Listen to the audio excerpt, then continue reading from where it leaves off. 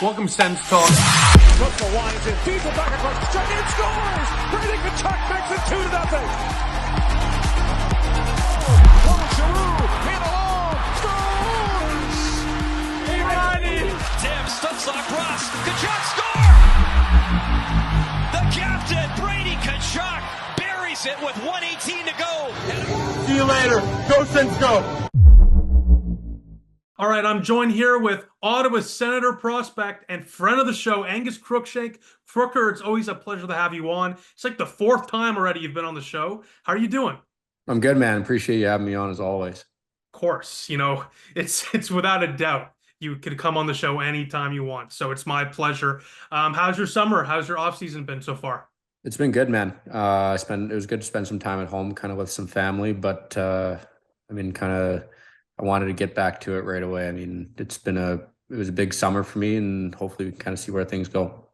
Yeah, what did you do this summer? Of course you were with family, but did you train with any players? Yeah, we got a pretty good group back home in Vancouver. A lot of pros. I skate pretty consistently with like Kent Johnson, Connor Bedard, Dan Heinen, a bunch of the Canucks that are kind of local. But yeah, it's a competitive group. Like it's not kind of your traditional summer skate. Like everyone's trying to push the needle and try to kind of be the best version of themselves. Talk to us a little bit about Connor Bedard. The Bedard show is kind of taking off in Chicago. Everyone knows about this kid. And, I just want to mention this. We were texting about it before, but on a live stream, Bedard said that you would be his ideal starting RB1. For those that don't know what that means, running back for football. Do you take that as a compliment? Is that a bit of a dig, an inside joke? What's going on with that, Angus? Yeah, you know what? Hey, I'll take it. I mean, any publicity is free publicity, but I think he meant it as as a compliment. I don't know. I'm a smaller guy, maybe like kind of a Saquon Barkley, hopefully. Ooh, a little couple of jukes here and there, eh? Bring it onto the ice too. Yeah, exactly. Hopefully.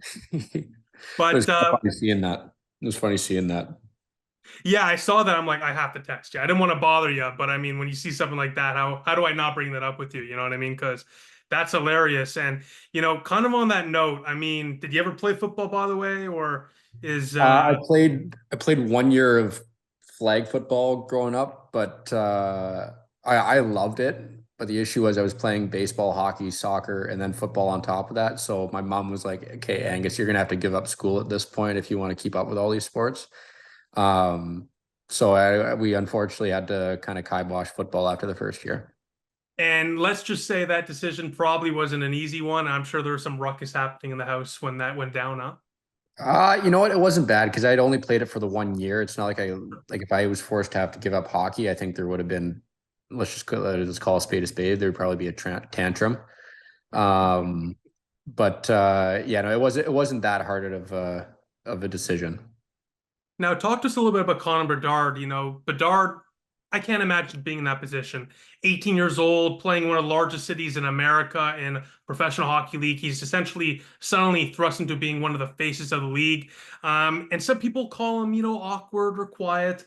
I don't think that's the case, purely because the guy's been, in front of media for years. It's not exactly an easy situation for him to be in, but behind the scenes, in the locker room and everything, what's he like? I mean, I couldn't even imagine being thrown into that position. I mean, he's handled it as well as anybody could handle it. You would have no idea all this kind of craziness around him kind of happens. He's honestly probably, I think he's underrated funny. Like I think he's super like dry and kind of sarcastic, which I think is pretty hilarious. It's my kind of humor. Yeah. And he's just like a sports nerd too. So it's just like fun to kind of talk shop with him about like basketball, football, that sort of stuff. So yeah, no, it'd be hard for most people to not be awkward in a lot of those positions. So I think maybe to those that kind of do say that about him, I don't know, give the guy a break, maybe put yourself in his shoes at 18, 19 years old. I can't imagine anyone else being that much better at it.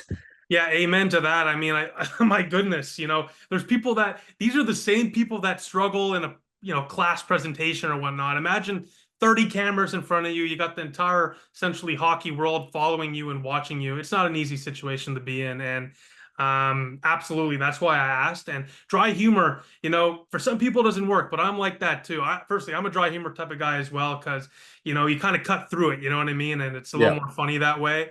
And by the way, before we get to the real hockey, I wanted to mention this. His full lineup would have been quarterback Leon Draisaitl, a little German quarterback, which would have been pretty cool. Evgeny Malkin as a tight end, which makes sense because he's an absolute workhorse.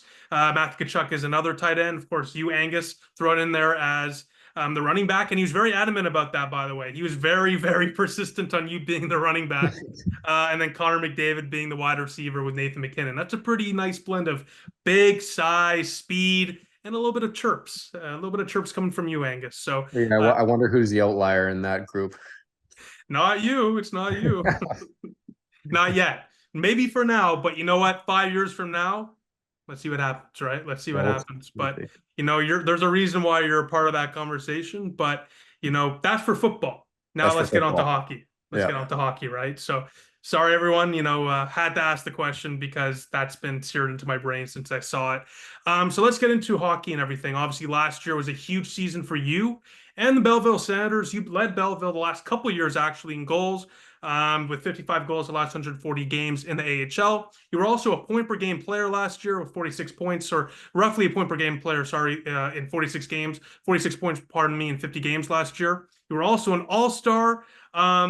It's been a great last couple of years for you in the A. You don't really have much left to prove, which we'll talk about later on. But what's that experience been like, especially after, recovering from that ACL tear?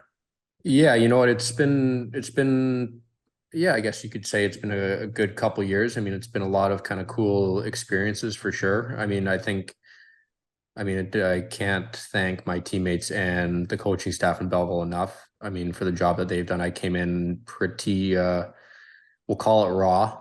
And whether it was Troy Mann and now Dave Bell, both of those two have really kind of impacted me from okay, you can do this, but if you're going to make that jump to the next level, you got to do this, this, this, and this, and kind of holding me accountable and pushing me to be the best version of myself that I can be. Like we had like a prime example is we had a game against Utica, and we'd won the game. I think we won like 5-4, 5-3, something like that. And I had a good game. I think I had a couple points or something like that. Dave Bell pulled me into the office the next day, and he's like, "What do you think of your game last night?" I was like, I don't know. I thought it was solid. I'm glad the boys pulled out the win. He was like, I thought you played like crap. And I was like, all right, sounds good. And then he turns his screen around and just explains to me, okay, this is wrong. This is wrong. This is wrong. Yes, you did these things good, but I'm not wanting you to be here in the American League. I want you to be in the National Hockey League. And how you played last night is not going to be in the National Hockey League. So sorry to cut you off. Continue. It was like having someone like that kind of pushing me 24/7 has been so good for me. That's actually exactly what I was about to ask, because you hear like Tortorella, for example, and obviously you never had him as a coach, but you hear a lot of these coaches that are a little more hardline and let's call it communicative with the players in a more stern way. Some players love it, like yourself, for example, clearly love it because it's all right. This is what I need to improve on. We're cutting right through it. This is what I need to do. Of course, some players don't like that. So what do you really think kind of goes into a coach with that style? What makes it successful? Like, why would it be successful for a player? Basically, what I'm asking is, how do you do that the right way? How do you communicate with a player with criticisms, especially even after a decent game like that, the right way? Yeah, I mean, Belzy's really good. Like he understands each of us and how we respond to certain things. Like he knows I'm going to respond different to Cole Reinhardt or to Max Gannett or whoever it may be. And he knows for me, like I want accountability, and that kind of pushes me. But I wouldn't say he does it in like a crazy screaming at me kind of way. He does it just very like kind of how you and I are speaking right now. He'll just be like, I don't think you played very well last night, kind of thing, and then make it very much more of a teaching versus like a lashing, because it's not like I played bad, but he think like from his perspective, it's like, okay, if you're going to make that jump, you got to do this, this, and this, which is great. And I mean, for different players, it's different. I mean, some guys need to see positive clips and kind of thrive off of that confidence, which is totally fine. Some guys don't want any feedback at all and just kind of stick in their own lane. It's just, he does a really good job with realizing, okay, what makes this player tick and how can I maximize what I get out of this player while still trying to kind of progress their career at the same time. And that, I mean, look, that's what the AHL is for, right? No one is perfect in the AHL, especially when you're a prospect. You're there to develop, you're there to learn. And it's great to hear that, Coach Bell, who I've interacted with a couple of times, he seems very nice to me. Never been in the locker room, so it's a little different, of course. But it's great to hear that behind doors, the same kind of thing. Because again, by no means am I a pro athlete. I like to think I can play baseball here and there, but I'm not close to the MLB or anything. But what I will tell you is with a professor, a teacher, coach, whatever, you want them to mentor you. You want them to teach you. That's what they're there for. You don't want somebody to kind of kiss your ass. You know what I mean? So it's great to see that. You also don't want like Mike Keenan where they're losing their mind on you. So it's great to see that there's that, that balance, I guess you can call it. There's a fine line. There's a fine line between the two. And I mean, I've told Belsey this as well. Like I don't think I would have made the NHL if I didn't have him as my coach. Like just kind of holding me to that standard. I mean, I've told it to him before, but I can't thank him enough for that. Yeah, well, shout out Coach Bell, because guess what? The career of yours in the National Hockey League is just beginning, and we're going to get into that in a few questions here, but I still want to talk about, Belleville and the AHL, because again, that season last year was the best in Belleville Senator history. I was there for Game 3 against the Marlies. Obviously, I'm sure you know what I'm talking about. Garrett Poulin, shout out to him. What a beauty, what a moment, what a game. Have you ever heard the barn, going that crazy in Belleville? What a night, huh? Oh, yeah, that was definitely the loudest I'd heard the CAA. Yeah, no, it was awesome to see kind of the community support that we got during that run. It was a ton of fun to play in front of, and it just kind of brought such a great atmosphere and kind of excitement to the rink.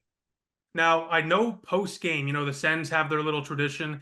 You guys had like a, with the fire helmet, you guys had like a horse mask. Where did that come from? How did that start? Just workhorse. Who's the workhorse of the game Sure. kind of thing. So it just, that just kind of spawned from there. I think Heater, Dylan Hetherington had picked it up for us, and we just kind of rode with that, so to speak. Yeah, I mean, again, you had a pretty solid playoff, just 2 points, 7 games, but you guys went pretty far for Belleville. I mean, again, you never won a round, took out a divisional rival, a provincial rival, and came very close to a very solid Cleveland Monsters team. Last thing about Belleville, by the way, Angus, last year you had 5 game-winning goals leading the team. Are you just clutch? Do you eat a lot of chicken parm or something? What's going on over there? I don't know if it's anything like that. I don't know.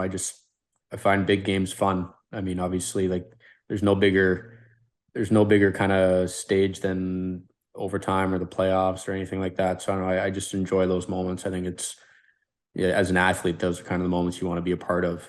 You want the game on your stick. You want the puck on your stick, either to make a play or shoot or whatever it is. Speaking about that, going to your first, NHL goal, a beautiful goal where you had a nice deflection out front off a shot from the point. Zub and Sanderson, shout out to those beauties, assisted on that goal. But what really sticks out to me is you had your entire family there. Your entire family came out. They were there to watch you in the stands in Arizona. Talk to me about that moment, putting the puck in the back of the net, and of course, being there with your family to savor, frankly, a moment you've been working for your entire life. Yeah, it was that whole kind of 48 hours starting in Vegas and then going to Arizona was a complete whirlwind. But yeah, to score in Arizona was pretty cool. I mean, I kind of separated myself from the D-man and got a stick on it. And like when I looked back and like there was no rebound, I was like, oh my God. And then I heard like the boys go like, yeah. And so I was like, oh my God, I scored. And then that's the last thing I remember. And then I came back to like after kind of the scrum, all the boys were like, great job, that sort of stuff. And then I looked up and I saw my parents, which was like the coolest thing. And it was in the Mullet Arena, which was a lot smaller. So like if say we're playing in the CTC where there's 1 million seats, you're not going to be able to, it'd be harder to see them, but to see them in that moment was, yeah, definitely not something I'll ever forget. Now, behind you, I know that the Sens gave you a gift, and the Sens organization as a whole gave you a gift for your first NHL game and your first NHL goal. Is that what's behind you there? No, I'm actually staying at Jake Sanderson's house during camp. It's actually Sandy's gift. Makes sense. He assists on your first NHL goal, and he's assisting you with a living spot for the next couple of weeks here at the minimum for camp. That makes sense. How's that going so far? Does he still is him and Pinto still sharing those guinea pigs? What's going on with that? You got an update for us, by the way? I don't have an update on the guinea pigs, but Sandy's got a nice new house here. He's been kind enough to let me crash here for camp. Now, we know that Chychrun kind of rubbed off on Sanderson with the raw liver and raw meat diet. Has he kind of started to push you in that direction? What's going on with that, Angus? No, he admitted to me he gave the raw liver a go. But that died off pretty quick. He just like, the taste, you just couldn't do it, which I mean, I don't blame him, man. It's something I would never try. I've at some holidays I've had chopped liver, for Rosh Hashanah, it's the Jewish New Year. There's chopped liver then, and for other major holidays, there's chopped liver. And, my parents, my family's, try.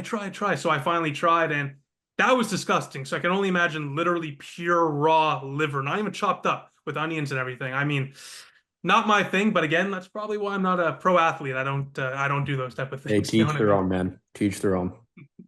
Now, your second NHL goal came within 10 games of your first. It was a beautiful shot against the Devils on the road, top shelf snipe from Chabot and Stutzla.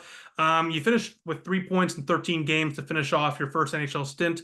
What was your biggest takeaway from your time in the National Hockey League? The biggest takeaway I think is just how dialed in everybody is in every aspect of really their life, whether it's away from the rink, at the rink. Like when you look at the systems, it's like, okay, everybody's dialed obviously in the American League, but the NHL is a whole other level. These are I don't know what the math is, 300 something best players in the world, right? So you're playing against the best on any given night, and one mistake, it normally ends up in the back of your net. So it's just for me, it was understanding like where to be in certain situations, and I think kind of I started to understand that more and more as I played more games. And kind of towards the end, I'm not going to say I had a grasp on it. I've only played 13 games in the NHL, but I'd started to feel a little more kind of familiar with kind of the pace and the systems where I need to be, and kind of get used to that the flow of the game, because it's certainly a different flow than it is in the American League. Well, I mean, look, the player that you played with the most was Ridley Gregg and Tim Stützle. Now, Ridley Gregg is a bit of a rookie as well, of course. We all know about that slap shot goal. I mean, by the way, did you guys talk about that in Belleville? Like, what was the reaction down there in Belleville to that one? We just thought it was hilarious, like Right. and on brand for him. Yeah, he's I don't know him, of course, but I love him just for that alone. And you of course played a lot of minutes with him, but you also played a lot of minutes with Stützle. What was that like, and did you learn anything from him? Yeah, I mean, there's a reason why he's one of the most elite centers in the NHL. I mean, it was especially that kind of first game in New Jersey. I didn't know what I was kind of coming into role wise or anything like that. So and to see my name on the board with G and Timmy, I was like, is this a typo? Like what's going on? But no, they were really, both of them were really good to me. It was really just kind of a privilege to share the ice with them for those few games there. But yeah, no, it was really good to play with Timmy in the sense that like, okay, that's an elite center in the league. What can I do to support this guy? Because that's going to be the guy that's going to drive the play. How can I be in the right spot for this guy? How can I like, I don't know. I watched some video this summer on who I think, I mean, support guy is kind of the wrong term, but I think Sam Reinhart is the best support guy in the NHL. I mean, you have Barkov who drives the play, but I mean, I skated a bit with Reinhart this summer, and just watching him, how he kind of plots his way around the ice, it was like, this guy's elite, and he doesn't get enough kind of credit for it. So it was cool to kind of watch some of the clips of me playing with Timmy this summer and then comparing it to what I can kind of add that Reinhart does. So yeah, no, it was really kind of a privilege to play with Timmy and kind of learn a bunch of things with what I can do better. Yeah, I mean, that's on the ice, but off the ice, Stützle is still young and he's still developing, and he still needs to, he's certainly, I'm sure, a leader. He's a gifted athlete from everything I've seen and heard. He's definitely a guy in that locker room that, I mean, he's not like a Shabbat or a Giroux or a Kachuk, but this is a guy that's going to be a leader in the future for sure. But from guys like Giroux and Shabbat, and of course, Brady Kachuk, Mr. Frank the Tank, what lessons did you take from them when it comes to the off the ice side of things in the National Hockey League? Relax a little bit. I mean, I'm a guy that gets wound up pretty tight. I mean, I was certainly wound pretty tight when I was up because I'm trying to be the best version of myself I can be to try to stick for as long as I can. And for them, it was just kind of, okay, like, dude, relax. Like, you're a good player. Like, you're good. Like, Brady would always kind of mess with me. I kind of have a bit of a routine, like, before games. Like, he would always find a way to mess with my routine at some point before games. G was just always like a calming presence. Just like even if I'd done something wrong, like he was like, hey, like, instead of that, like, do this instead, in like a very kind of teaching way, which was cool. But I mean, everybody was just so kind of good to me whenever I had the opportunity to come up and play. Tell us a little bit about Brady Kachuk and his shenanigans pregame. I got a couple things where, like, I don't know, I like to do a little stick handling thing around center ice, and while the guys are kind of doing, like, in between drills, how everybody kind of shoots around. And Brady every single time would come over and just like grab one of the pucks that I'm like stick handling with, and like look back and like start laughing or something like that. So it was kind of funny. I never really knew what he was gonna do, but it was good. It was funny. Yeah, I mean, Kachuk is somebody that I would love to meet. Never met him, but he seems like a funny guy, and all the Kachucks do. That family just seems like a great bunch of guys and a great family as a whole. But kind of staying off the ice here, you had, Daniel Alfredson as a coach. Okay, that is something very unique. That's a Hall of Famer on the bench. What was that like? It was. I was a little starstruck at first, especially kind of that first game in Vegas and Arizona, just being around him. I'm like, oh my God, I was lucky enough to go to Canucks games when I was younger and watch this guy play against the Canucks. Like, well, I watched this guy on TV my entire life. Like, now he is coaching me. But no, he was actually, him and Jacques together were both like really, really kind of good to me. They were patient with me with kind of trying to understand the league and that sort of stuff. And Alfie in general was really good with kind of teaching me and adding things to my game that might work in the American League, but might not work in the NHL. And just kind of, we had a conversation in Minnesota, and where he pretty much, we chatted for like 15-20 minutes just purely about offensive puck placement, and then putting your, like, where you can kind of best scoring areas on the ice, that sort of stuff that he found when he played. And it was really just kind of a fascinating conversation just to pick his brain on topics like that and kind of learn a thing or two from a guy that is a hockey Hall of Famer and arguably the best Swedish player of all time. And that's coming from a Canucks fan where the Sedins and Marcus Naslund played. So it was really just kind of it was really cool just to be able to kind of talk with him and talk shop. Yeah, on that note, obviously he's a very communicative coach, but would you say that his approach is a little unorthodox compared to other coaches, or what do you kind of think about that coaching style? And do you think, of course, that Hall of Fame career impacted that style as well? Well, I think he understands it from a player perspective. Like, I'd say he's definitely more kind of, I wouldn't say he's yelling at players very much. Like he it's like he still plays. So he's like a captain really he's like another captain on the bench, kind of holding guys accountable, but also like teaching and supporting and telling guys like, hey, great job. That was a great play kind of thing. So it's, for me, coming in there and kind of trying to work my way through my first few games, it was good to kind of have that presence behind me, kind of helping correct and that sort of stuff. Yeah, absolutely. I mean, you definitely earned the trust of the coaching staff. I'm sure you remember this, Angus. Your first game against Edmonton, you were put out for the final couple of minutes to defend. Do you remember that?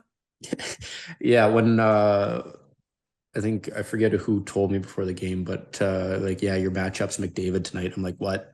Sorry. But no, it was it was kind of a good feeling to see that. But yeah, I mean, it was just a cool experience. I mean, those are 97 and 29 are two of the best in the world, arguably 1-2, depending on whose list you're talking about. and to kind of try my best to defend those guys was a pretty cool experience. Scary, but cool nonetheless.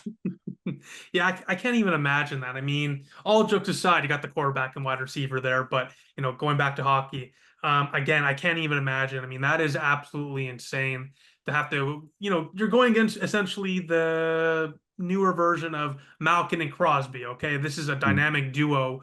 What was the biggest takeaway playing against those two guys? I've never seen someone move as fast as McDavid can on skates. Like you see it on TV, it's something to see on TV. Ice level, it's something else. The thing that impressed me most about Draisaitl was like he's kind of like Yager in the sense that like he uses his body so well to protect the puck, and he's just a moose of a man. So you just like best of luck trying to strip that guy if he has you on your back. Gonna be a lot of salutes coming from Jagger 2.0 potentially, eh? Yeah, no kidding. But yeah, I mean, again, on that note, you were clearly trusted by the coaching staff because again, a matchup with Draisaitl and McDavid, not easy. Getting the play right away with Giroux and Stützle, not easy. So the coaches clearly trust you. By the way, if you didn't know, in those 13 games of the National Hockey League, you nearly averaged 4 blocks a game. 4 blocks a game. Okay, so you still got some bruises, Angus. What's going on with that? Yeah, hopefully those are all healed up now. But is that a big part of your game, blocking, get your body in the line there, or did that kind of just happen? I mean, it's for me in kind of my age and stage. It's just whatever I can do to stick around. Whether like I know the role like my role in the American League is different than my role in the NHL, and I gotta add kind of that aspect to my game, which I think I've done over the off season. Being responsible defensively, being hard to play against, and that sort of stuff. So it was just kind of, I mean, and just habits, I guess. I don't know. I feel like we're always told as wingers to get in the shooting lane of the defenseman and that sort of stuff. So it's, just trying to do whatever I can to stick in the league. I mean, that's the dream. Yeah, on that note, I mean, we're going into camp, literally kicks off today. It starts this week. By the time people are watching this, it's been about a week or so since it's been kicking off. But, what are your expectations going into camp? You've had a bit of NHL experience under your belt now. There's certainly some openings in the bottom 6. What are your expectations? You know what? All I can do is just go and be the best version of myself. There's so many things in hockey or life in general that nobody has any control over. So all I can do, I don't know, if I can lay my head down at night knowing that I put my best foot forward, that's all I can do. Whether it sticks or it doesn't stick, that's not my decision. I just got to go in and be the best version of myself. As cliche as it sounds, I know it's probably not the answer you're wanting, but that's kind of just my mindset going into it. That's okay, Angus. You've been on the show so many times. I'm not even upset whatsoever. I will push back a little bit, though. I am wondering, obviously, you're likely, if going to be making the National Hockey League, will be playing in a bottom 6 role. So because of that, obviously on that third line potentially, which there is a potential spot, you can provide some offense. But does that mean you have to change your game or kind of refine your game, if you know what I mean? I don't think it's changing my game. I think I like to believe, not to sound full of myself, but I think anybody would say this, and if they're in this, anybody in the NHL would say this. There's a reason why I've reached where I'm at, and now it's on me to kind of add the tools to make sure I stay there. And I think, I mean, same thing goes for other prospects. Yes, Cole Reinhardt, Max Gannett. There's a reason why those guys are where they are, because they're great players in of themselves.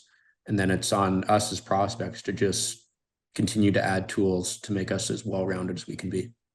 Now, obviously, you've been in the organization just for a few years, but during that few years, there's been a lot of, let's call it, changing around the organization here in the AHL or there in the AHL and here in Ottawa in the National Hockey League.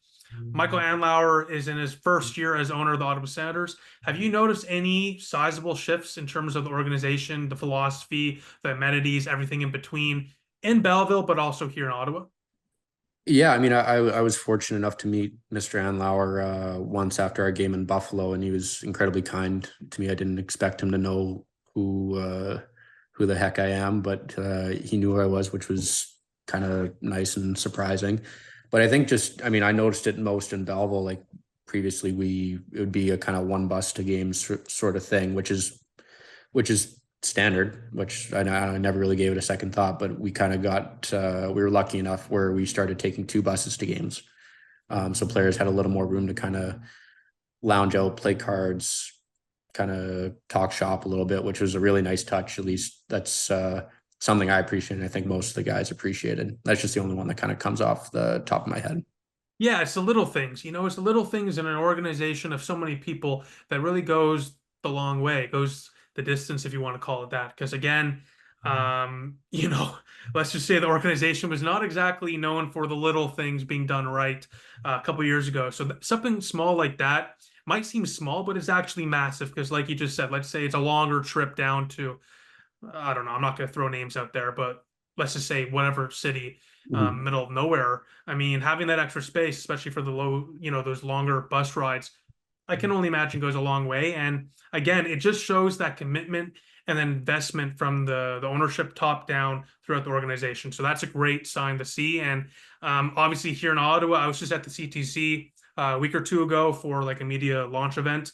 And they're doing a lot of renovations, even though they might not be in that building for much longer. So it's great to see that there's some money that's been infused into this organization, and the players are being invested in, not only with their contracts, but more so with the other things, the smaller things, the little things that really goes a long way. Before I get into some fun questions here, Angus, you're on the final year of your contract, you're an RFA, so you will be sticking around, but does that kind of make it a little more of an oomph, like, all right, we could really got to go now, or does that not really change much for you? Yeah, I mean, last year was the same situation. Last year was the last year of my ELC. And obviously re-signing for the 1 year, I'm stoked to be back. I'm really happy that the SENS qualified me. But yeah, I mean, yes and no. I mean, sure it crosses your mind, but I mean, if you think about it too much, it kind of just ties you up in knots. Like, oh my God, what if this happens, and this happens? Okay, you have zero control over the future. I mean, I'm fortunate where I play in a Canadian environment, Canadian organization that seems to enjoy what I do. So I just want to kind of enjoy the moment and, I mean, try to make this hockey club. Yeah, absolutely. I think that's very well said, and we'll definitely be rooting for you, Angus. Now, that's enough of the hard questions, kind of putting you on testimony there. Let's have some fun, all right? Let's have some fun. If you could assemble the perfect line to play with, who would be your line mates and why? And let me just say this, former players, not current players. Let's go like legends. Legends. I mean, I would have to put Wayne Gretzky on that line. Just, I mean, the greatest of all time. And can't you? Guys, my centerman would be kind of nice. Maybe pick up a couple extra goals. And you know what? Let's throw a curveball in there. Like, I feel like Darcy Tucker would be kind of nice on the right side. Obviously you'd have the skill down the middle with the great one, but I think Darcy Tucker and I might have a little bit of fun. Yeah, unless you're playing against you two, then not so much fun. But playing, it'll be a lot of fun. My goodness. Did not expect Darcy Tucker. Hopefully some old Sens fans are not upset about that. Yeah, yeah. Not obviously he's a Leaf, but imagine the player, not the jersey you wore. Well, we can go with Chris Neil too as the Sure, we could sure we'll throw it as we'll do Chris Neil instead. We'll do that. But I love it. By the way, have you ever had Wayne Gretzky's new whiskey? Usually, and I'll say this, I got it as a gift. I finished an internship like when I finished university, and my boss gave me like a nice bottle as a gift, as a departing gift. I haven't tried it, no. You should. Okay. Honestly, when it comes to like famous people and liquor and whatnot, is usually garbage. Yeah, no, it's very smooth. It's very good, and it lives up to the great one's name. So definitely give it a try. And by the way, not paid, not an endorsement. Just telling you, I'm a whiskey guy personally, and it slaps. Can't lie. While you're at it, use the promo code SETSTALK20 for 20% off your next order.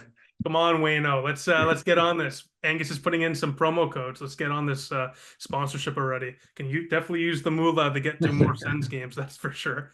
Okay, this is a big one, by the way, more so than Darcy Tucker and Chris Neal and whatnot. You've been in Ottawa long enough to know between our famous shawarma and beaver tails. Pick one, lose one. Which one go? The beaver tail goes because we have them in BC. You can get them anywhere. I think the shawarma is the lead here. Okay. Do you think, and I'm probably going to catch some heat for this, are beaver tails overrated? I think they're properly rated. Interesting. Okay. Explain. I mean, they're a really good treat. I mean, when you have it, you're like, oh my God, this is unbelievable. Yeah, I'd say it's properly rated. I'm fine with a and people are going to kill me for this. I'm fine with a regular beaver tail, nothing crazy on it, just throw the cinnamon on there. But the people that get like, I think there's a poutine type and okay, that's ridiculous. Right? That's like crazy, as crazy as I'm gonna get is probably like Nutella and banana or something like that. And that's a classic. No problem with that at all. But again, I don't know.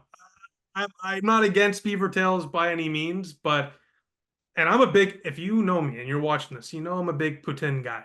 But poutine and cinnamon and sugar probably shouldn't go together. What do you say? That doesn't add up. No, not at all. Not at all. We've seen some controversy, we'll call it, from Sens fans online about Spartacat, and it's kind of just made up. We love Sparty, by the way. I might as well bring him here. We absolutely love Sparty in this house. I have to ask you though, if you had to replace Spartacat as a Sens mascot, who is it going to be and why? Don't pick a duck with a helmet, and don't pick a teddy bear either. Oh, geez. I told you. These are fun.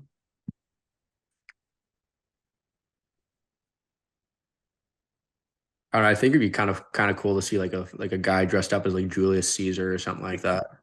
Like same sort of thing, had like the costume on, not like an actual person, but like a kind of in a large size Julius Caesar, maybe. I don't know.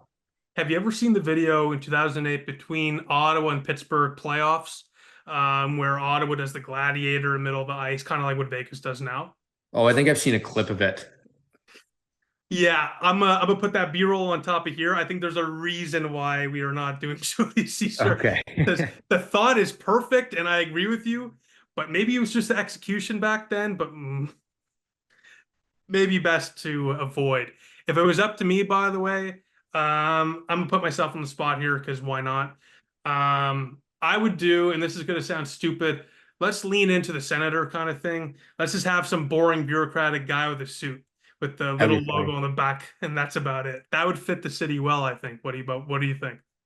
I think that'd be spot on. I think that'd be spot on.